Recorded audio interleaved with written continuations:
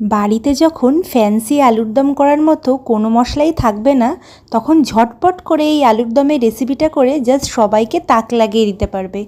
এর জন্য কিছুই না, আমরা একটা কড়াই বসিয়ে দিয়ে তার মধ্যে পরিমাণ মতো সর্ষের তেল দিয়ে তেজপাতা আর শুকনো লঙ্কা ফোড়ন দেব। ও হ্যাঁ, তার আগে কয়েকটা নারকোল কুচি যদি আমরা এভাবে ভেজে দিতে পারি তাহলে তো সোনায় সোহাগা।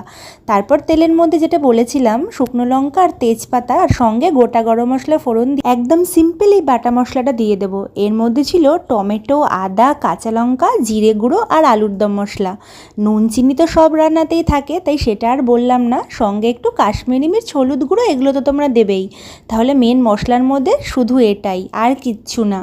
এই মশলাটা একটু ভাজা ভাজা হয়ে যখন তেল ছেড়ে দেবে, তখন একটু সেদ্ধ করা আলু এর মধ্যে দিয়ে আর একটু কষিয়ে নিয়ে ওপর থেকে গরম মশলা গুঁড়ো দিয়ে ঢাকা দিয়ে একটু হতে দেবে। রান্নাটা করতে ম্যাক্সিমাম 5 মিনিটও লাগবে না।